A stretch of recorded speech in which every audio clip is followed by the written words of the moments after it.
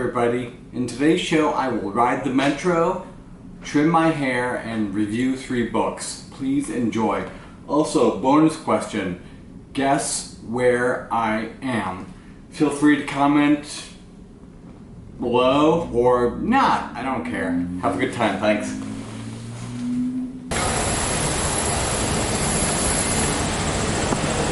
Good morning. Let's ride the metro.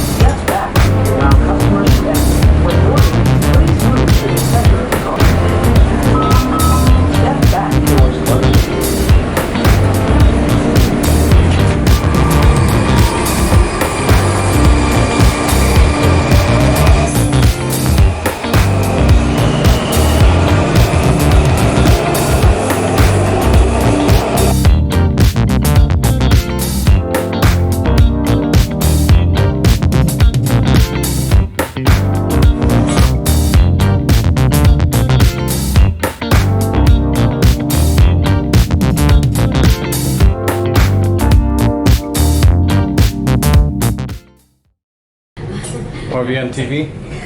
Oh, goodness. Okay.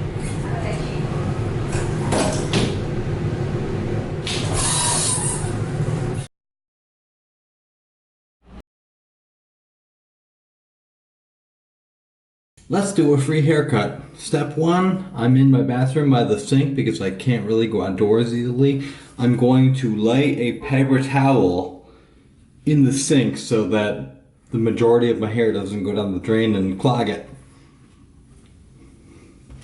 This is a wall clipper with a number 2, and I'm going to start off doing the sides.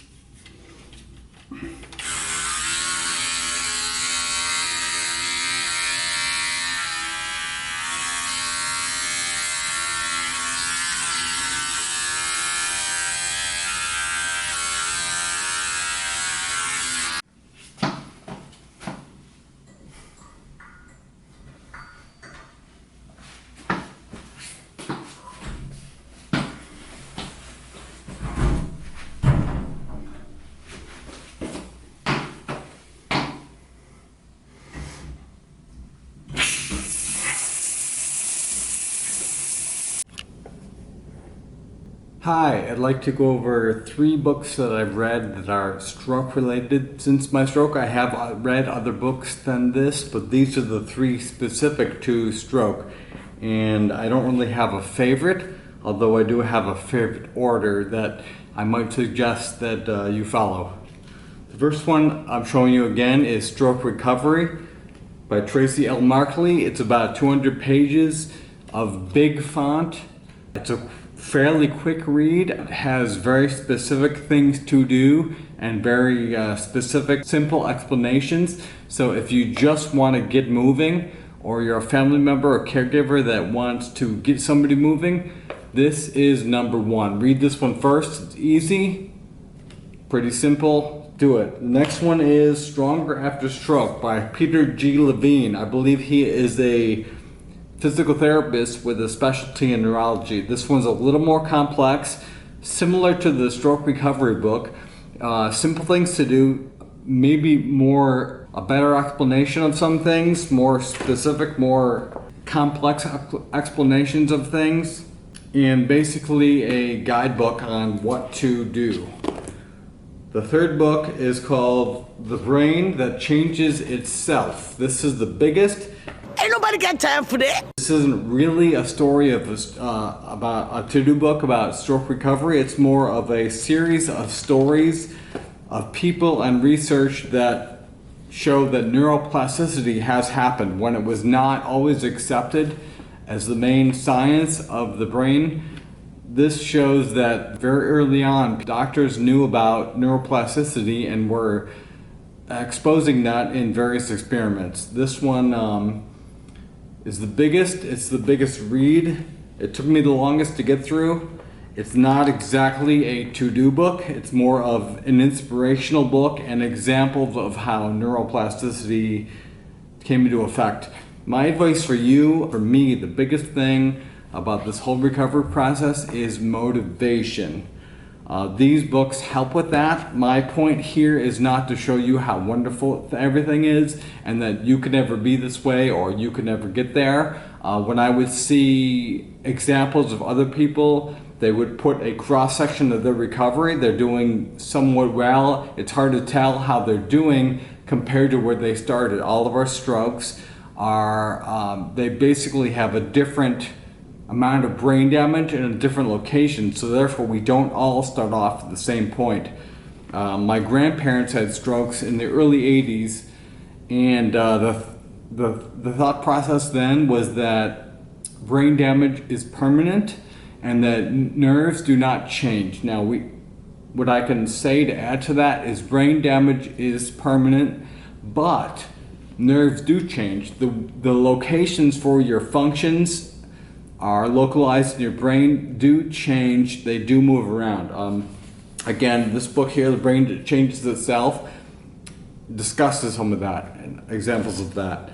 So basically the order to read these is Stroke Recovery by Tracy L. Markley, CPT, physical trainer. This is number 1 to read, followed by a better explanation of some things, a little bit differently explained, by Peter G. Levine. This is called Stronger After Stroke. This is about 250 pages.